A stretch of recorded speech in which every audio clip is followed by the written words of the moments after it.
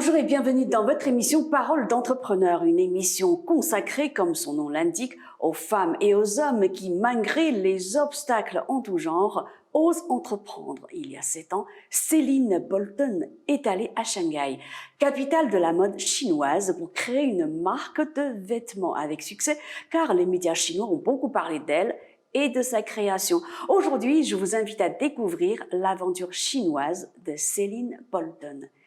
Céline, bonjour. Bonjour.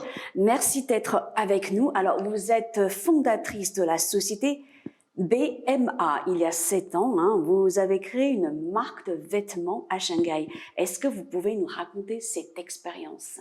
Oui, donc mon parcours en de grandes lignes, je suis française, je viens de Normandie. Et ensuite, j'ai vécu une grande partie de ma vie aux États-Unis. Et il y a 7 ans, mon mari a été muté avec sa société à Shanghai. Et donc, je suis partie vraiment à l'aventure, les yeux grands ouverts, vers un pays, une culture que je ne connaissais pas. Complètement différente de la vôtre. Oui. Mais j'ai été vraiment émerveillée. C'est vrai que ça a été une agréable surprise. Mais la décision a été difficile à prendre au départ?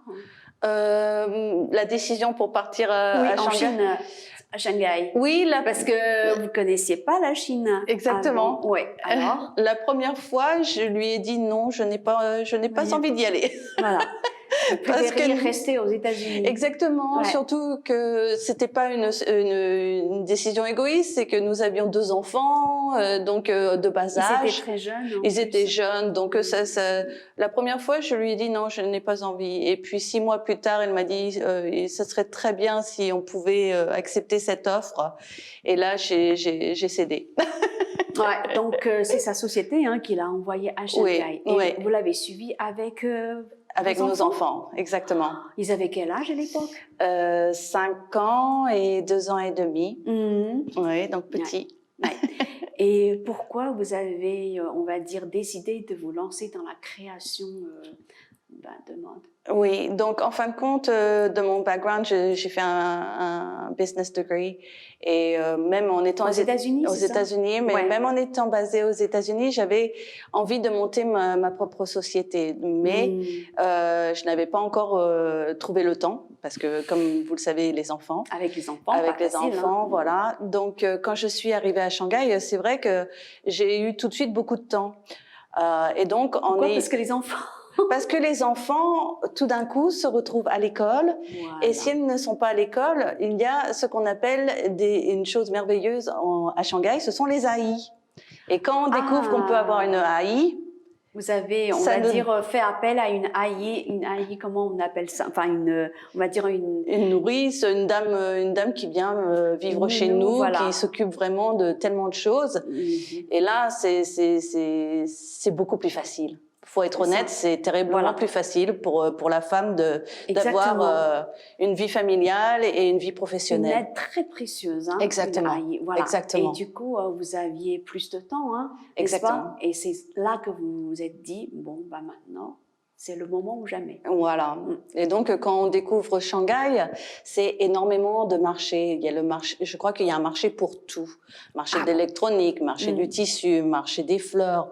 Donc, c'est vraiment... Quand vous dites un marché, c'est vraiment... Le marché, il y a tout le temps, à chaque endroit dans Shanghai, chaque district va avoir un marché spécifique, à une industrie, un produit. Il y a un marché de gros Oui, de gros, c'est exact.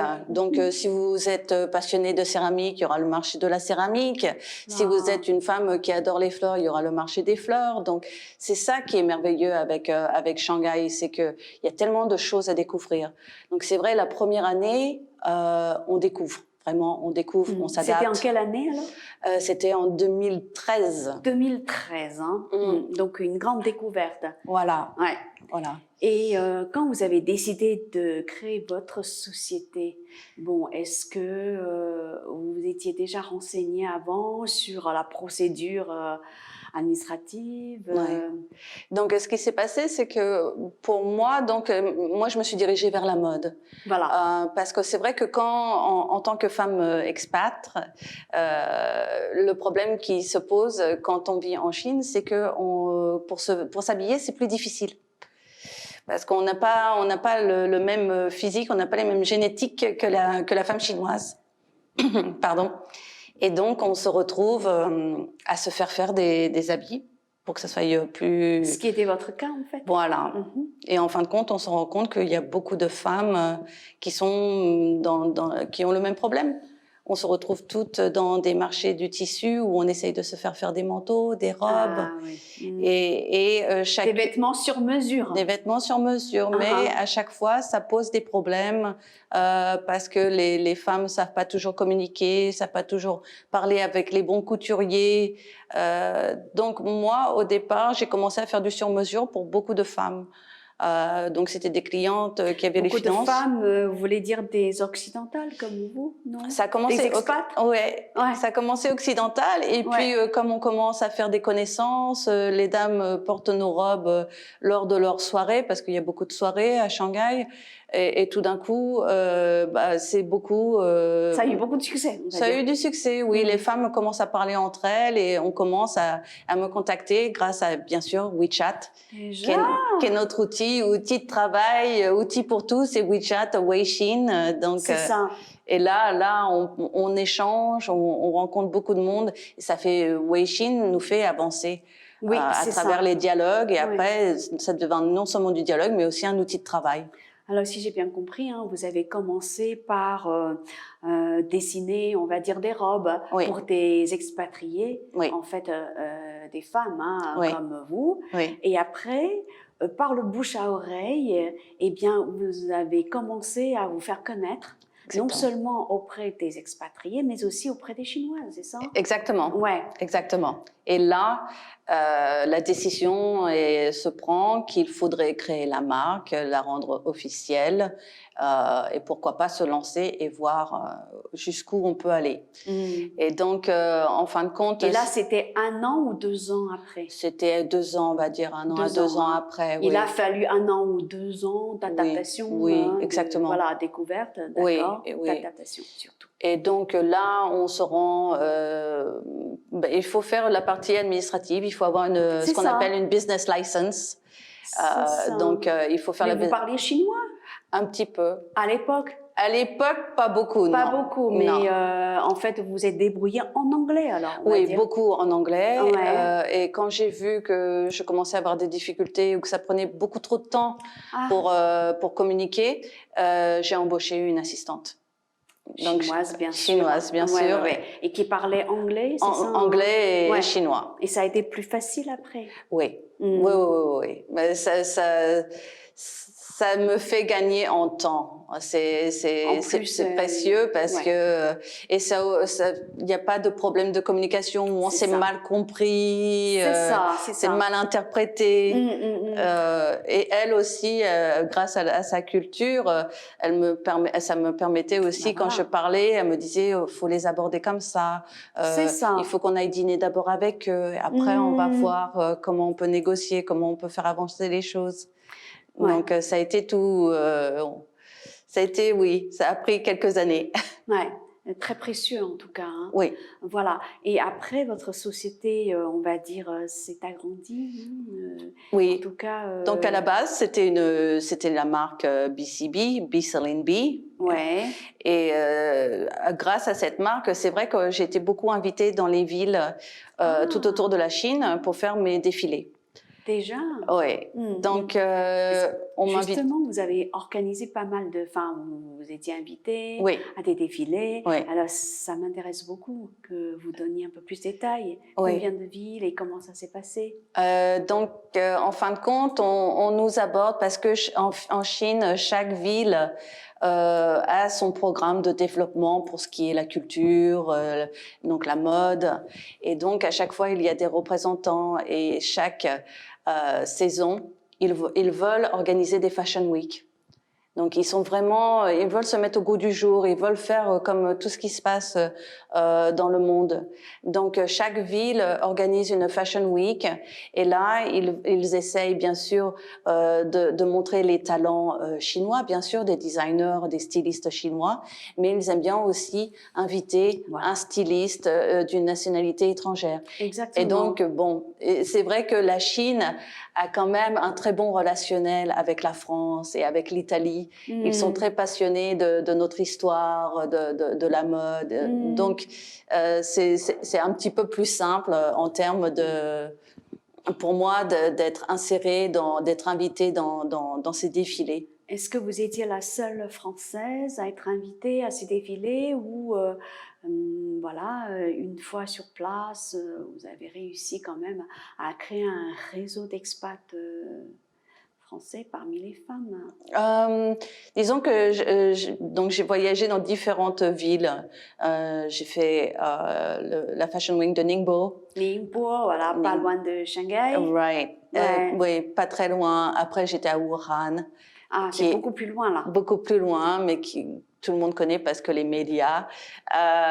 J'ai été à Chongqing, Zhengzhou. Encore plus loin. Zhengzhou, oui, bah, tout ça, c'est pas la porte à côté quand Non, même. non, hein. non, non. C'est... Zhengzhou, alors pour la petite anecdote, il y a, on va dire, il y a 3 semaines, j'étais à Zhengzhou. J'étais à Zhengzhou parce que en fait, pour revenir à Paris, j'ai dû faire escale à Zhengzhou. Ah, ok, Voilà. très bien. Donc, mon itinéraire, ça a été Pékin, Zhengzhou, Helsinki et Paris. Voilà. Non, mais je connaissais pas cette ville. Hein. C'était très moderne. Oui. En tout cas, je parle de l'aéroport. Hein. Oui, Zhengzhou, les villes en Chine se sont développées et sont très modernes. Ah oui. Et elles se développent tellement, tellement vite. Et à chaque fois, on est impressionné parce que on pense qu'on part de Shanghai et que ça va être moins bien. On a des a priori. Et moi, il y a beaucoup de villes où j'ai été vraiment impressionnée. Parce qu'ils ont rénové, ils ont refait ça avec beaucoup de goût, beaucoup de style. En effet. Il y a vraiment des très belles villes en dehors de partout en Chine, on va dire. Oui. C'est vraiment... En dehors de Shanghai, n'est-ce pas, que vous connaissez bien maintenant. Oui, parce que c'est vrai que pour des étrangers, si on leur dit je suis en Chine à Shanghai, ils savent pointer sur une carte.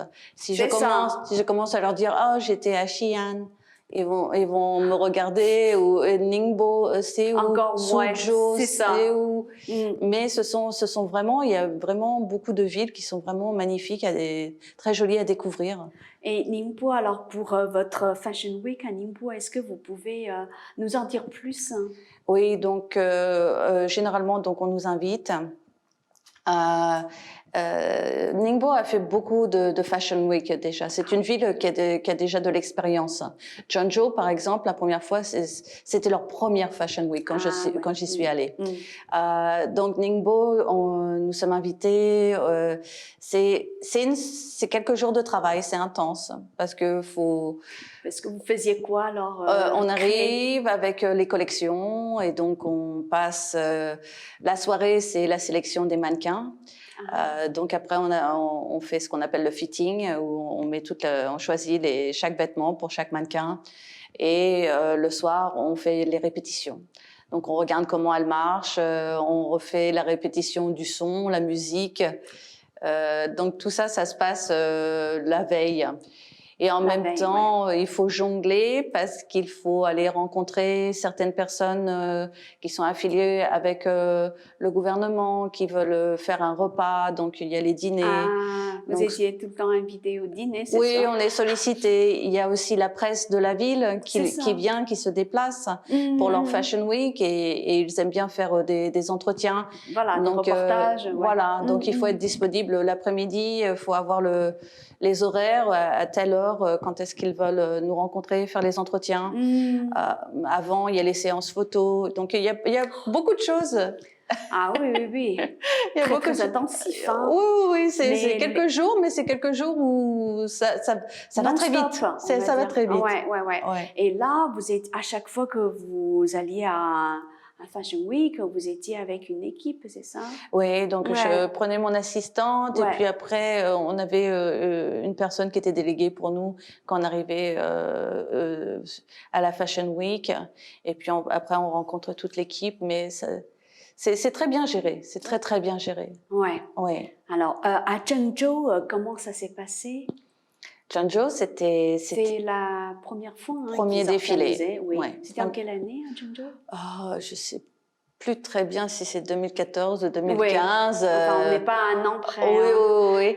Et c'était le premier défilé et c'était une des premières villes que je ne connaissais pas du tout, où on vous dit le nom et tout de suite, on prend le téléphone et on regarde sur une carte où est-ce que c'est. C'est ça, c'est et ça. Donc, on arrive dans la province du... Henan. Allez-y. Je vais essayer de me repérer par rapport à cette province du Henan. Ouais. Le berceau de la civilisation chinoise et qui a une longue tradition impériale. Je l'ai découverte à l'aéroport de Zhengzhou. Magnifique. Oui, c'est une très jolie ville. Ah, oui. Et le défilé où ils ont fait la Fashion Week, ils ont vraiment... on sentait qu'il y avait un gros investissement financier, où ils ont voulu faire vraiment les choses... Donc la municipalité a beaucoup apporté sa contribution. Hein. Exactement. Ouais. Donc c'était le premier défilé, c'était assez impressionnant parce que bon, c'est nouveau, mais ça s'est très bien déroulé et ces défilés me permettent vraiment de rentrer en contact avec ce qu'on appelle les locaux.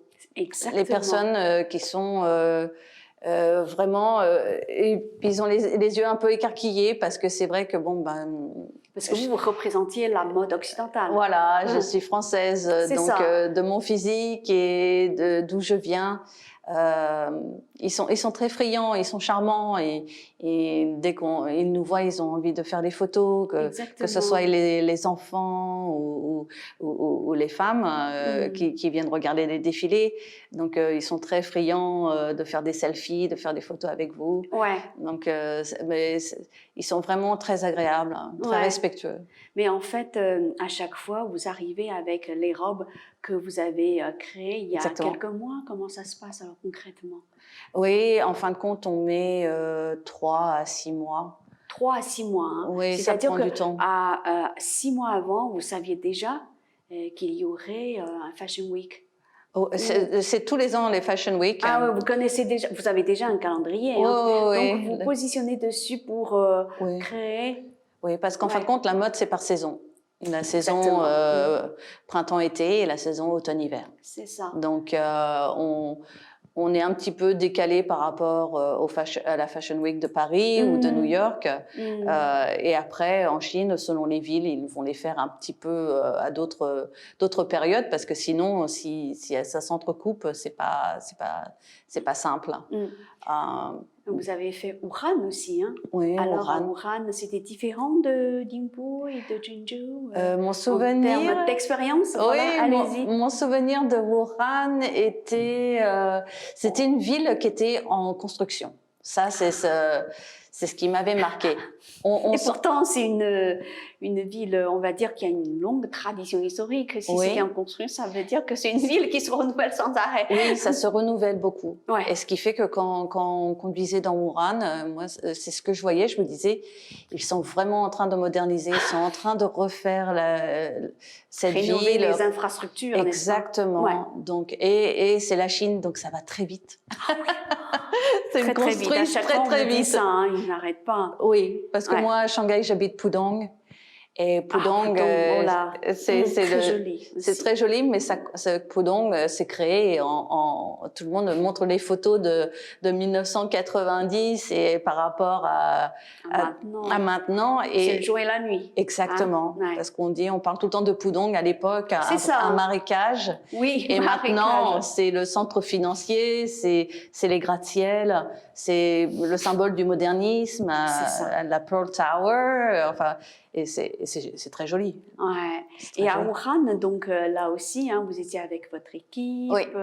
À chaque fois, vous ameniez on va dire, des robes de création est-ce que c'est purement française ou bien au fil des mois, au fil de votre séjour en Chine, vous avez essayé d'y intégrer des éléments, on va dire, chinois?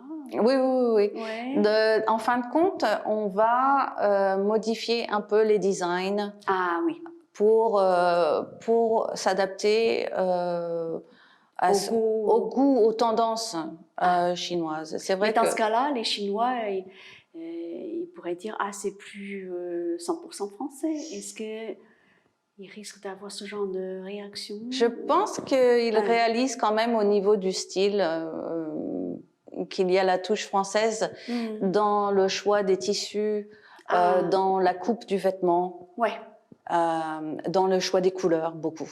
Parce que Mhm. les palettes de couleurs, quand on est avec la mode française, c'est toujours, on dit très chic, C'est très, ça. ouais. Et donc Élégant, chic. élégant et chic. Mais justement, qu'est-ce qui caractérise votre création?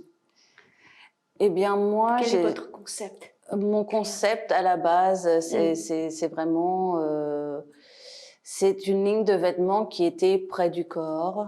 Près du corps. Hein. Ouais, ouais. Ouais. C'était près du corps, c'était toujours élégant. Ça allait jamais vers le grossier ou quoi que ce soit. Mm. J'essayais au niveau des couleurs, je n'ai jamais été très extravagante. Je restais vraiment dans le classique. C'est-à-dire quelle couleur? C'est-à-dire que bon, la couleur, c'est le noir Le et le noir. blanc, mélanger le noir et le blanc. Mm. Après, on va un petit peu vers de la couleur, mais c'est vrai que le noir, c'est la couleur qu'on peut mettre Qui va avec toutes les couleurs. jamais démodée, qui ne C'est se ça. démode pas. Qui a l'effet d'affiner les femmes. Ça, c'est notre petite astuce. On sait que si on met du noir, ça nous affine. Donc, C'est vrai, ça amincit. ça amincit, Ouais. voilà. Donc, il y a Mm. beaucoup de choses comme ça. Et Mm. après, par rapport aux tendances avec la femme chinoise, on sait que faut pas que ça soit trop dénudé. Ça, c'est vrai. Faut Ça, pas, c'est très culturel. Hein. c'est très culturel. Elles aiment bien qu'il y ait un petit peu de manche. C'est ça. Elles aiment un peu de manche. Elles aiment pas que ce soit trop ouvert, pas trop ouvert dans le dos, ou des choses comme ça. Ah, Donc, oui, faut oui. essayer de respecter. Un peu pudique, c'est ça? Oui, un peu Mm, mm, pudique, mais en fin de compte, je les rejoins vraiment de ce côté-là. C'est vrai que selon l'âge de la femme, on va dire, je suis devenue du même avis. Moi, ouais. moi aussi, maintenant, je préfère les manches, alors que mais c'est par rapport à mon âge. Vous laissez influencer mais par c'est vrai, la culture chinoise. c'est Hein. vrai. Il faut respecter un peu les tranches d'âge. Je veux dire, quand on a 25 ans ou 25 à 35, on s'habille pas pareil que quand on a 45, 55. On essaye il faut s'adapter. Le corps change aussi. Il faut pas mentir. Ouais, le corps change aussi. Exactement. Donc, voilà. Moi, au départ, j'ai fait des choses qui étaient plus, c'était mon goût et je regardais pas trop si ça plaisait ou pas. Mm. Et puis petit à petit, on ouvre les yeux, on s'adapte. Ouais. Et donc là, on change un petit peu. Ça veut dire que vous étiez constamment à l'écoute de l'évolution du marché. Oui, et de la tendance. En fait, il faut parce que ça reste un business. C'est ça, exactement. Il faut que ça plaise, on va dire, à celles qui vont porter vos robes. Exactement. Ah ouais. Alors, interrogé par un média chinois sur votre définition de la mode, vous avez dit en anglais less is more. Est-ce que vous pouvez nous en dire plus? Oui, en fin de compte, less is more, ça veut dire qu'il faut pas trop essayer. Il faut pas. Je suis pour la simplicité. Voilà. Donc, on va faire, par exemple, une robe de soirée noire. Elle va être assez simple, mais dans la coupe, dans la façon dont elle a été faite, on va quand même considérer les formes de la femme et on va faire en sorte que, même si à la base c'est juste une robe noire, ouais. eh bien cette robe noire, elle va quand même avoir ces éléments qui font que la femme va se sentir beaucoup plus élégante, beaucoup plus C'est chic. ça. J'ai regardé les photos que vous m'avez montrées, c'est vrai. Le noir, ça reste quand même une des couleurs dominantes. Oui. Et puis on voit bien que, en fait, la coupe de votre vêtement, ça épouse bien le corps de la femme. Oui, Ouais. ça épouse le corps de la femme, mais ça reste, ça monte pas de trop non plus. On n'est C'est pas, ça, pas trop, on pas va trop. dire, dans le, comment dire, pas dans le dénudé, voilà. Non, non, non, on essaye Ça de... reste pudique. Oui, voilà, faut que ça reste quand même assez pudique, oui. Mais à votre avis, comment on peut faire plus avec moins? Less is more. Ça veut dire... Comment alors? Est-ce que c'est dans la, on va dire dans le tissu, dans la couleur ou dans la coupe? J'aimerais bien en savoir plus. En fin de compte, pour la femme, si on reprend la femme française, si on regarde la penderie d'une femme française, quand on va chez nos amis, notre famille, et qu'on regarde la garde-robe, voilà. La garde-robe, il n'y a pas énormément d'éléments. Et on a tous... Quand vous dites éléments, vous faites référence à quoi? Par exemple, on va avoir... Des accessoires, vous voulez dire? Il ne faut pas trop avoir d'accessoires. Ouais. Il faut rester simple. Il faut avoir... je préfère avoir plusieurs très jolies pièces de vêtements, plusieurs vêtements très très jolis, que plein de choses pas très chères. Je comprends. Oui. Donc en fin de compte, less is more, ça veut dire qu'on peut être tout à fait bien habillé sans avoir accumulé beaucoup d'éléments accessoires, de la couleur. Il faut rester sobre. Et on peut juste, en portant une robe noire avec une paire de chaussures noires, tout simple, ça peut être beaucoup plus beau qu'une dame qui arrive avec des bibelots, des sacs, des bijoux. Ouais. Alors, toujours par rapport à la simplicité, à la sobriété, bon, là, vous venez de parler par rapport aux vêtements, aux robes, mais justement au niveau des accessoires, est-ce que c'est pareil? Accessoires, je dirais, il faut rester sobre. Voilà, par exemple, si on porte une robe noire, eh bien, on met juste, je sais pas moi, un collier, un bracelet. Un bracelet, faut que ça reste sobre. Je suis vraiment pour le sac à main de marque, ça c'est important. Je comprends. Le sac à main et les chaussures de marque, et même si on n'en a pas beaucoup, c'est pas important d'en avoir beaucoup. Vaut mieux en avoir un, mais il est vraiment très très beau, que plein, et ils sont tous médiocres. Ouais. Alors, vous créez uniquement des robes ou alors des vêtements, des pantalons? Oui, principalement, c'était événementiel, donc de la robe de soirée. Robe de soirée, essentiellement. Oui, à la base, oui. Ouais. Et parce que ça correspond plus à votre, on va dire, à votre expertise, ou alors ça correspond davantage aux besoins du marché chinois? C'était, en fin de compte, les deux, je vais dire, parce que j'aime beaucoup le fait de créer une robe de soirée, parce que c'est pas quelque chose qui est facile à trouver en magasin. Ça, c'est une chose. Par contre, ce qui est merveilleux avec Shanghai et les autres villes, c'est qu'il se passe beaucoup d'événements et la population aime s'habiller. Shanghai, oui. Exactement, Shanghai ou Beijing. Et après, quand je vais dans d'autres villes, ils aiment s'apprêter. C'est quelque chose, je pense que c'est par rapport à l'histoire de la Chine, mais on sent qu'il y a ce renouveau. Et que les femmes qui ont maintenant un statut social beaucoup plus important, eh bien, elles aiment se faire plaisir. Elles aiment... Ça, c'est sûr et certain. Voilà. Elles veulent mettre de jolies choses. Elles veulent pouvoir acheter des vêtements qui appartiennent à ce qu'on appelle des designers, des stylistes indépendants. C'est ça. Voilà. Ouais. Parce que à travers le styliste indépendant, elles se disent, eh bien, celui-ci, ce vêtement, personne d'autre ne va l'avoir. Voilà. Il n'y aura que moi ou quelques autres personnes, mais quelques autres, c'est OK. Si c'est beaucoup, c'est moins bien. Moi, je ne suis pas Madame Tout-le-Monde. Voilà. Voilà. Alors, ce qui m'amène à vous poser la question suivante, est-ce que maintenant, il y a des Chinoises qui viennent vous voir pour que vous créez spécifiquement pour elles. Oui, après, oui, ça devient comme ça. Après, j'ai des femmes qui sont très, très occupées parce que ce sont des femmes qui ont une carrière. Oui. Et donc, là, on fait du sur-mesure, on fait une consultation, on se rend chez eux. Elles nous montrent les photos des robes qui leur plaisent. On parle des matières, on parle des couleurs. Et on parle beaucoup de surtout qu'est-ce que je ne dois pas faire sur ce vêtement. Parce que chaque femme va avoir ses petits soucis. Donc une femme va me dire je veux surtout pas montrer mes bras. Oui, je veux surtout pas trop serrer au niveau de la taille. Là, c'est vraiment au-dessus du sur-mesure. Là. Oui, oui, oui, on fait très vraiment du sur-mesure. Ouais. On personnalise. Ouais.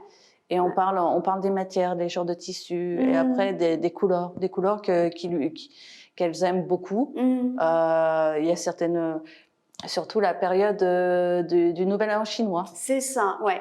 Où là, mais là, c'est plutôt le rouge, non? Et là, on va dans le rouge. Et là, vous essayez de vous adapter aux coutumes locales, même si vous avez une préférence pour le noir.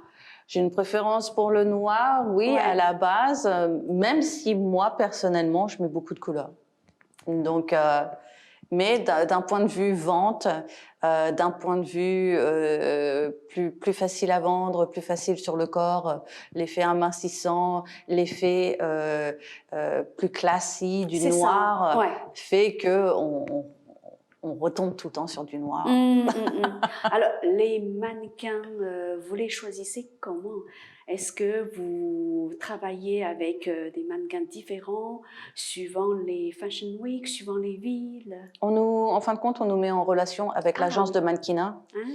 Et donc, on les rencontre quand on arrive sur place. Et on n'a pas beaucoup de temps, mais il faut sélectionner. C'est sur place, hein? Oui, c'est sur place. C'est-à-dire que, par exemple, pour un Fashion Week à Chongqing, allez, puisque vous êtes allé à Chongqing pour un Fashion Week, bon, c'est quand vous êtes sur place que vous commencez à choisir les mannequins. Vous leur faites porter vos robes, c'est ça? Oui, d'abord, on regarde... elles ont leurs fiches avec leurs photos. Après, on les voit en personne. Les Fashion Week en Chine, on essaye de faire un peu mélange. C'est-à-dire qu'on va avoir des mannequins chinois et puis on va avoir des femmes occidentales aussi. Donc, on va rencontrer des femmes russes. Certaines femmes viennent même du Brésil. Donc, ça nous permet de faire un défilé où c'est 50-50, on va dire. Ah oui. Vous avez aussi donné des conférences. Hein? Oui, beaucoup. Alors, est-ce que vous pouvez nous en dire plus? Beaucoup de conférences à Shanghai essentiellement. En fin de Sur compte, quel thème? Oui, donc en fin de compte, après avoir fait tous ces défilés, ça me permet de rencontrer beaucoup de monde. Donc, à partir de ces défilés, on commence à créer un échange. Et on commence à créer des échanges avec beaucoup d'usines chinoises. Les usines qui font le textile, qui font la fabrication de vêtements. Parce qu'ils sont aussi... ils ont envie de faire plus de business avec la France. Bien sûr. Enfin, France, Europe, on va dire. Et donc, on est invité après à des conférences, à des salons. Et là, j'ai commencé à faire beaucoup de villes en Chine où c'était vraiment sur 2 jours, où là, c'est des conférences et on rencontre tous les fournisseurs et on regarde quels sont leurs produits, quelle est la qualité du produit, est-ce que ce sont des usines avec qui on aimerait travailler, avec qui on aimerait poursuivre.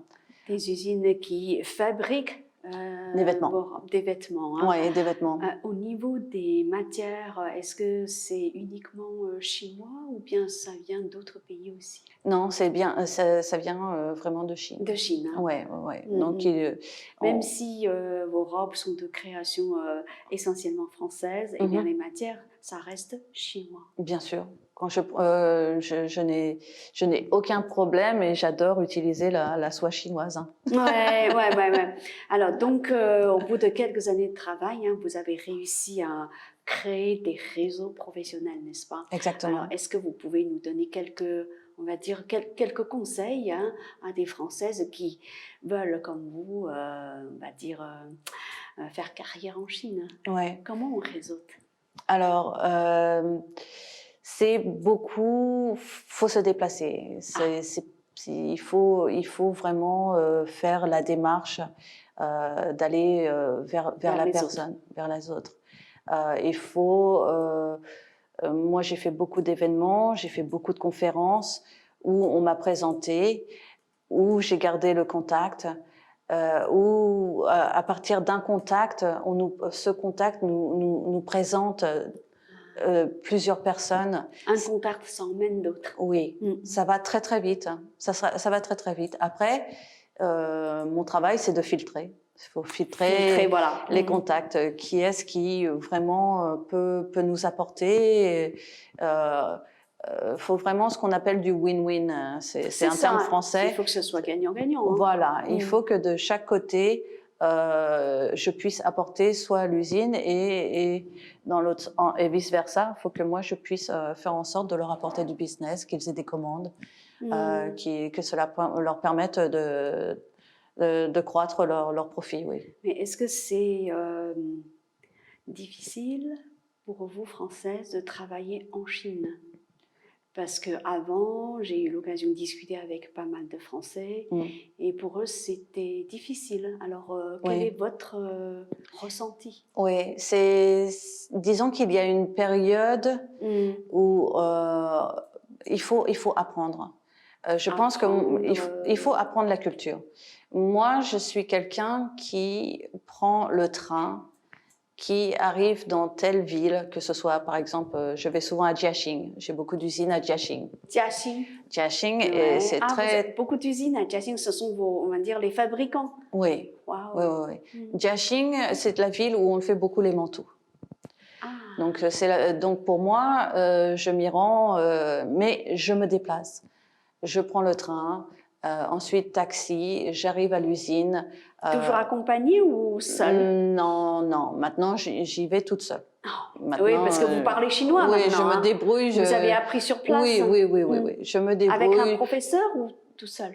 Au départ avec un professeur, oui. Ouais. Maintenant, bon, c'est dans Mais je continue à prendre des cours. Il n'y a pas de mystère. Et vous nous confirmez que quand on parle chinois, c'est beaucoup plus facile. Oui, c'est plus facile. Ça aide, ça crée des liens. Ça crée des liens. Oui. Quand les gens voient que voilà, vous parlez la langue, ils ont envie de parler avec vous. Oui, et c'est vrai qu'une journée dans une usine où le midi, on va au restaurant tous ensemble et on échange un petit peu en chinois. Oui. Il y a quelque chose qui est très important avec le business chinois, c'est créer la confiance. Oh là ça, là. c'est le très mot important. Confiance, ça revient tout le temps. Voilà. Moi, avec, on va dire, au fil des années, je m'aperçois que sans la confiance, on ne peut rien faire. C'est vraiment capital. Voilà. Et la confiance, c'est, on va dire, c'est même plus important que l'argent. Parce qu'avec l'argent, on peut acheter beaucoup de choses, mais on ne peut pas acheter la confiance avec l'argent. Exactement. Voilà. Et donc, c'est vrai que il faut vraiment s'imprégner de la culture. Il faut vraiment. Moi, j'ai fait les dîners, j'ai fait les déjeuners. Ça me permet même à moi maintenant de me rendre compte après plusieurs entretiens. Le ressenti, est-ce que vraiment je pense qu'on va pouvoir qu'on va aboutir vers quelque chose de vraiment profitable pour chacun. Donc j'aime beaucoup cette culture dans ce sens-là. Avant, c'est ça maintenant. Je sais qu'il y a plusieurs étapes, que ça va prendre un petit peu de temps. Je trouve que vous apprenez vraiment très vite. Hein. Oui. On passe les étapes, on apprend à se connaître. Ouais. Après, si on a un bon feeling, on va plus loin. On va aller plus loin.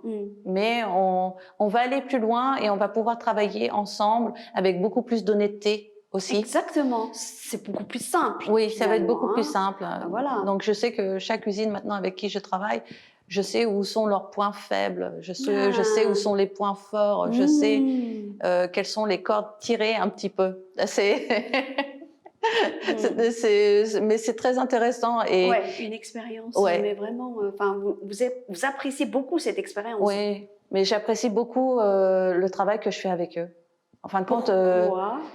Parce que je suis très admirative, en fin de compte, quand je travaille avec les usines chinoises. C'est-à-dire que qu'est-ce qui vous, ben, qui inspire votre admiration? Ils sont présents. Présent.